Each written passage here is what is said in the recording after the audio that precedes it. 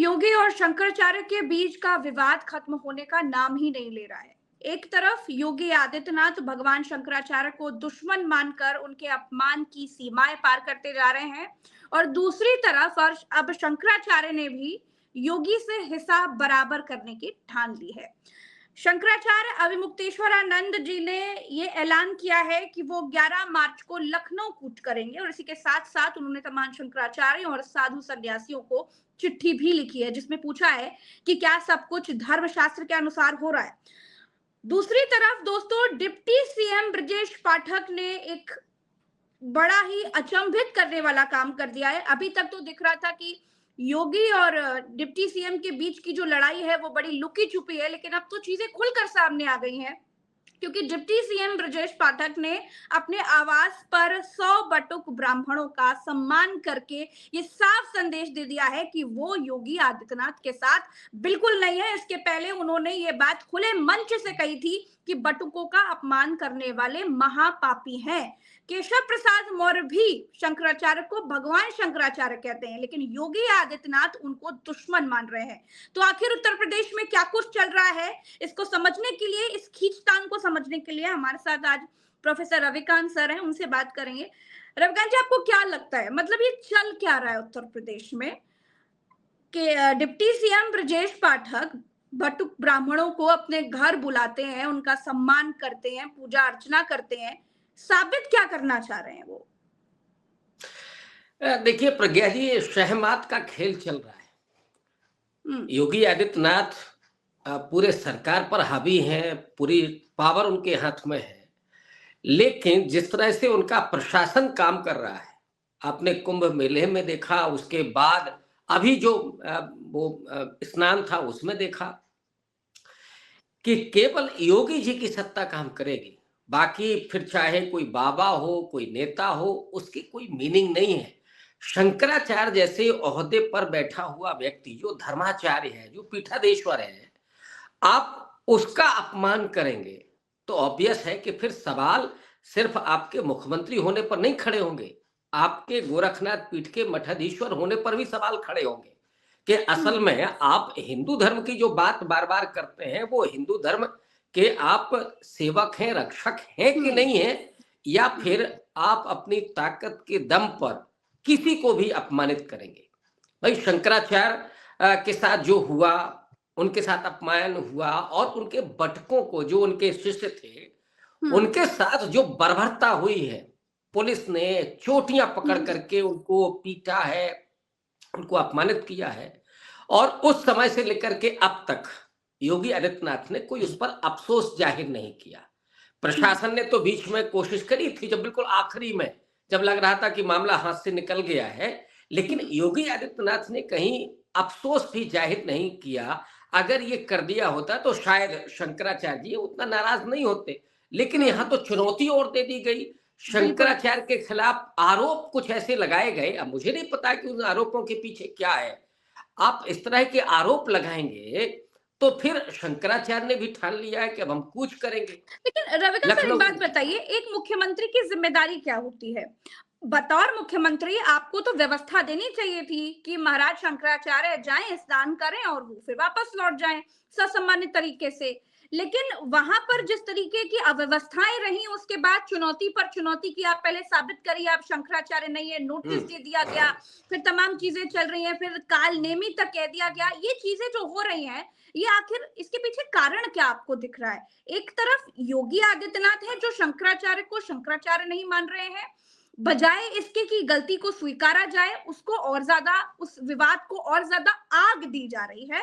और दूसरी तरफ उन्हीं के डिप्टी सीएम हैं, दोनों डिप्टी सीएम जो शंकराचार्य को भगवान शंकराचार्य मानते हैं और जो हुआ बटुक ब्राह्मणों के साथ उसको महापाप मानते हैं। क्या कहेंगे सर? देखिए, कल लखनऊ में मोहन भागवत जी थे और तकरीबन आधे घंटे तक, संभव आज भी हैं वो, आधे घंटे तक योगी जी के साथ उनकी बातचीत हुई है। और मुझे लगता है कि अगर थोड़ा सा मोहन भागवत जी और योगी जी में इसको लेकर के बातचीत हो जाए तो ये मामला सॉर्ट आउट हो सकता था। लेकिन यही एक सवाल खड़ा होता कि क्या मोहन भागवत भी वही चाहते हैं जो योगी जी कर रहे हैं? क्योंकि शंकराचार्य जो हैं, अभी मुक्तेश्वरानंद, वो नरेंद्र मोदी पर सवाल खड़े करते रहे हैं, चाहे राम मंदिर का उद्घाटन रहा हो, उस समय भी उन्होंने किया, और उसके बाद योगी आदित्यनाथ को भी चुनौती दी। तो कहीं ऐसा तो नहीं है, ये मैं एक सवाल खड़ा कर रहा हूं कि कहीं ऐसा तो नहीं है कि इसके जरिए सीधे उन शंकराचार्यों का भी मुंह बंद करना है जो सरकार की गलत नीतियों के खिलाफ खड़े होते हैं, या उन्होंने कहा कि ये धर्म के अनुसार ये आपका समय नहीं है, समय उद्घाटन करने का, राम मंदिर पूर्ण नहीं हुआ है, या जिसको भी उद्घाटन करना है वो पति पत्नी दोनों लोग मिलकर के बैठे तभी वो ये पूजा सही हो सकती है।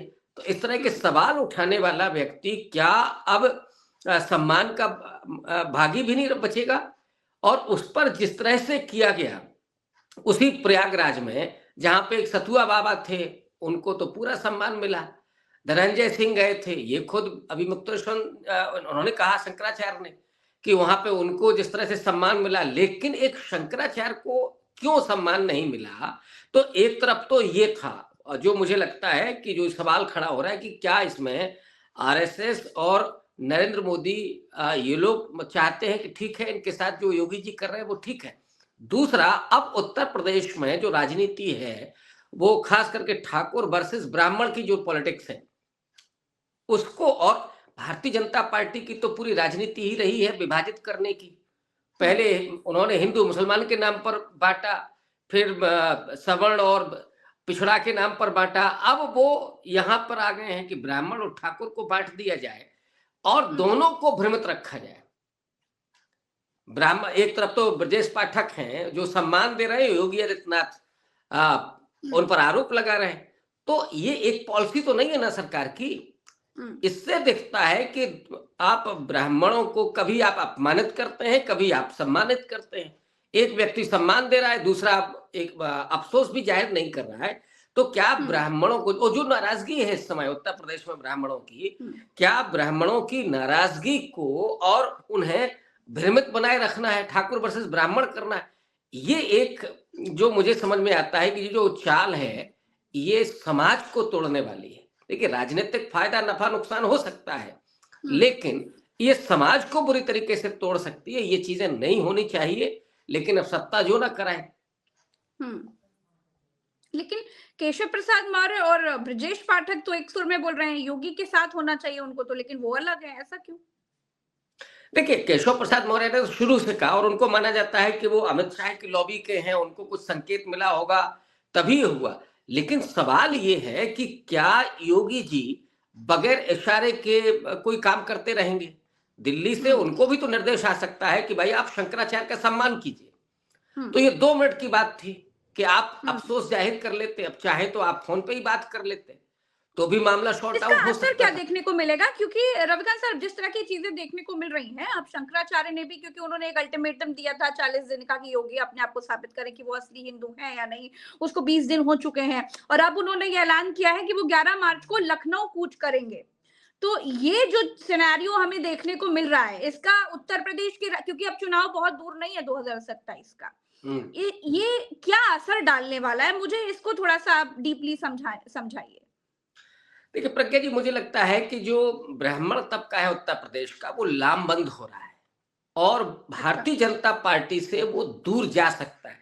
मैं अभी ये नहीं कह रहा हूं कि वो दूर चला गया है, नहीं, वो दूर जा सकता है। अभी आप जो चर्निंग देख रहे हैं ना सोसाइटी के भीतर, अभी कोई उस तरह का डिसीजन नहीं हुआ है, लेकिन अगर यही स्थितियां रही तो उत्तर प्रदेश में सवर्णों में सबसे ज्यादा ब्राह्मण तबका है, और ब्राह्मण तबका अगर बीजेपी से दूर चला गया, जो अभी नाराज है, अगर वो दूर चला गया तो भारतीय जनता पार्टी को सत्ता अपने हाथ से धोनी पड़ेगी।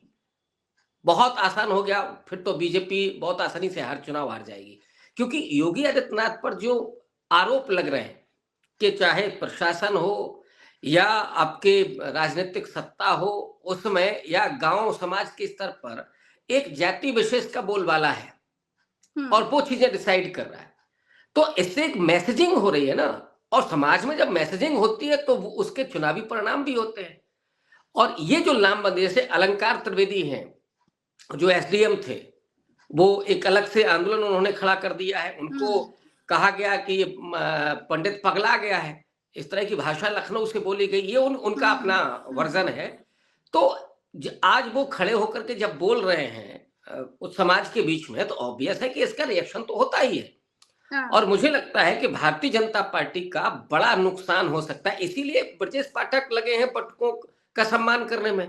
तो आप बैलेंस करके चीजें नहीं कर सकते कि नहीं साहब योगी जी तो कुछ बोल ही नहीं रहे हैं, योगी जी तो मतलब बराबर अपमान करते जा रहे हैं। हाँ, तो योगी जी से ही संभलेगा ये मामला, ये ब्रजेश पाठक से नहीं संभलेगा और ना ही केशव प्रसाद मौर्य से संभलेगा, क्योंकि योगी जी बिल्कुल झुकने के लिए तैयार नहीं है और इससे भारतीय जनता पार्टी का बहुत नुकसान हो सकता है अगर ब्राह्मण एक लामबंद हुआ और बीजेपी से कहीं और शिफ्ट हुआ। यही वजह है कि आप मायावती की मैसेजिंग देखिए, उन्होंने जो ट्वीट अभी इस बीच में किए हैं, चाहे वो फिल्म के शीर्षक को लेकर के हो या यूजीसी रेगुलेशन को लेकर के हो, वो कोशिश कर रही है कि ब्राह्मण 2007 के चुनाव की तरह बीएसपी के साथ लामबंद हो जाए। और अगर ये होता है तो निश्चित रूप से अब वो चुनाव जीते ना जीते, लेकिन बीजेपी का तो बड़ा नुकसान हो जाएगा। बीजेपी इस बात को समझ रही है कि नहीं समझ रही है, और मुझे लगता है कि थोड़ा बहुत समझ रही है, तो ब्रजेश पाठक को लगाया गया है या केशव प्रसाद मौर्य को लगाया गया, लेकिन इससे चीजें बनेंगी नहीं। अच्छा सर, चलिए वो संभले, लेकिन ये तो साफ हो गया कि योगी जिस रास्ते पर चल रहे हैं, ये रास्ता वाकई बहुत मुश्किल है और इस रास्ते में सफलता तो है नहीं। जो भी होगा खैर वो सामने आ जाएगा। रविकांत सर, एक चीज और हमने देखी कल जो इंटरनेशनल एआई समिट में जिस तरीके से भारत की फजीहत हुई है, एक प्रोफेसर आप हैं, एक प्रोफेसर वहां भी थी जो बहुत फेमस हो गई हैं। आपको क्या लग रहा है कि आज देश में शिक्षा का स्तर क्या हो गया है और यूनिवर्सिटीज का क्या हाल हो गया है? क्योंकि आप जैसे प्रोफेसर्स की जरूरत है हमारे देश के तमाम यूनिवर्सिटीज को, छात्रों को।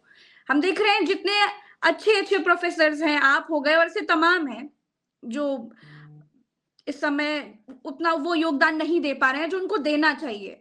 आपको क्या लग रहा है सर कि कहाँ जा रहा है देश और क्या इस तरीके से हम बनेंगे विश्व गुरु ऐसे प्रोफेसर्स के सहारे? देखिए 2014 के बाद कुछ लोगों की नजर में तो भारत आजाद हुआ। कंगना रनौत ने कहा कि आजादी 47 में नहीं मिली, 2014 में मिली। अब इस आजादी के मायने क्या है? इस आजादी के मायने यही हैं कि बिना आधार के आप हवा में कुछ भी कल्पना करते रहिए। आप आर्थिक रूप से भी बेहद कमजोर हैं।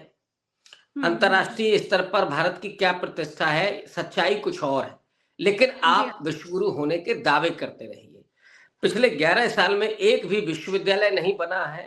पिछले 11 साल में शिक्षा पर बजट आपने कम किया है। पिछले 11 साल में जो ड्रॉप आउट विद्यार्थी हैं उनकी संख्या बढ़ी है।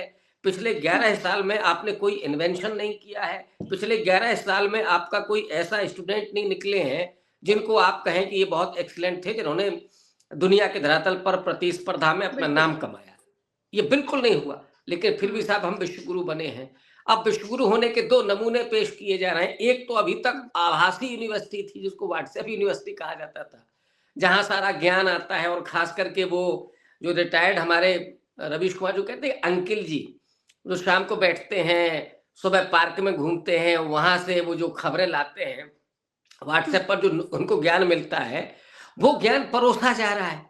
अब वो ऐसा ज्ञान है, अब आप समझिए उत्तर भारत में खास करके हमारे बोध का स्तर क्या है, और इसीलिए क्यों इसको हिंदी पट्टी कहा जाता है, गोबर पट्टी कहा जाता है, क्योंकि हम दूध तो साफ गंगा में बहा रहे हैं, मूर्तियों पर चढ़ा रहे हैं, और यहाँ लोग गौमूत्र पी रहे हैं।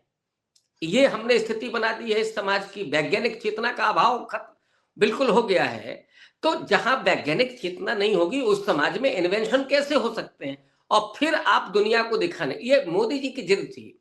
मोदी जी ने कहा कि साहब आर्टिफिशियल इंटेलिजेंस में हम दुनिया की तीसरी सबसे बड़ी ताकत हो सकते हैं।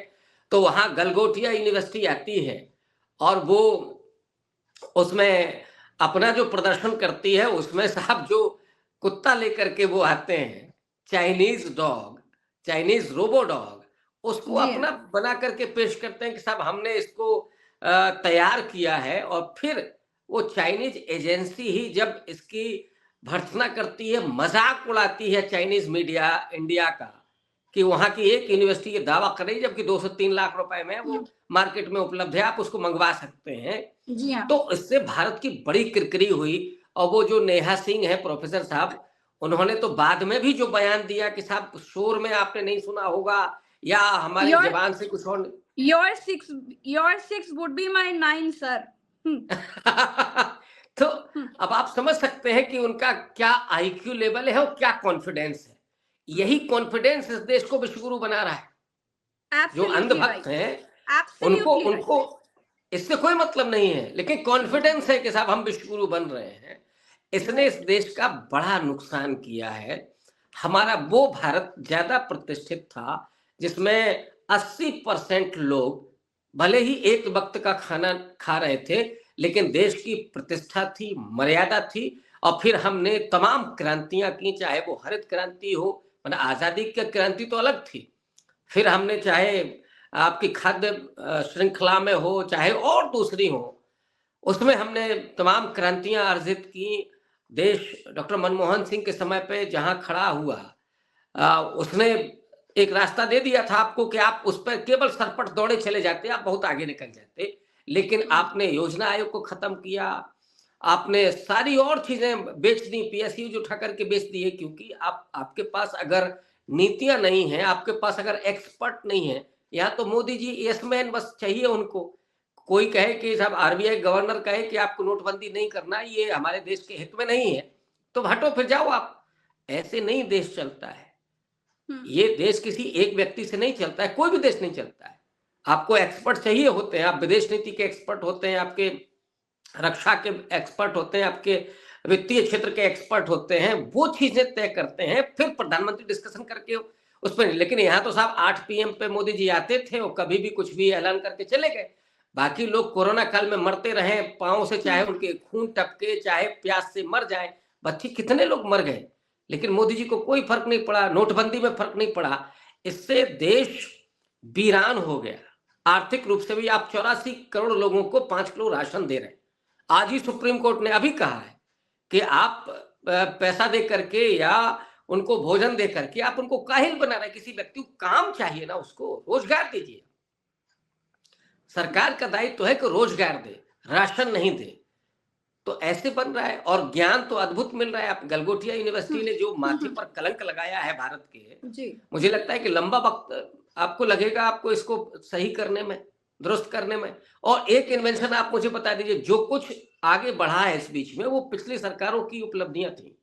उस समय जो कार्य योजनाएं चल रही थी वही आगे गई हैं। बाकी नया कोई ऐसा आप उपलब्धि नहीं बता सकते हैं कि जो इस समय स्थापित हुई हो, जिसमें भारत ने कोई अपना परचम लहराया हो, सिवाय इसके कि मोदी जी 3 सूट बदल करके और 8500 करोड़ के हवाई जहाज में उड़ करके वो करीब करीब मुझे लगता है कि 80 देशों की यात्रा करके आ गए। 26 देशों से तमगे भी हासिल कर लिए, लेकिन देश को मिला ठेंगा।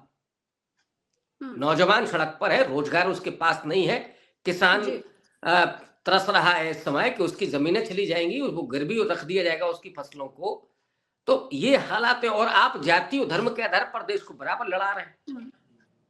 तो इससे नए देश बनता इतिहास है। रचे जा रहे हैं रविकांत सर, अमृतकाल में नए इतिहास रचे जा रहे हैं। एक तरफ उत्तर प्रदेश पे हम देख रहे हैं कि किस तरीके से मुख्यमंत्री अपनी जिम्मेदारी का निर्वहन करने के बजाय कैसे शंकराचार्यों से दुश्मनी लेने को आतुर हो गए हैं। और वो भी हम देख रहे हैं कि हमारे देश में शिक्षा व्यवस्था का कैसा गला घोट दिया जा रहा है, वो भी देख रहे हैं। तो फिलहाल बहुत बहुत शुक्रिया रविकांत सर, आपने समय दिया। दर्शकों का भी बहुत बहुत आभार। हम तमाम खबरों के साथ लगातार जुड़ते रहते हैं और हर खबर दर्शकों तक पहुंचाते हैं। खबरें आप तक लगातार पहुंचती रहें, इसके लिए चैनल को सब्सक्राइब कर लीजिएगा, बेल आइकन को भी दबा दीजिएगा, ताकि हमारी सारी खबरें, सारी जानकारियां आप तक जल्द से जल्द पहुंचती रहे। हमारे साथ अभी तक बने रहने के लिए बहुत बहुत शुक्रिया। चैनल को सब्सक्राइब कीजिए। नमस्कार, जय हिंद।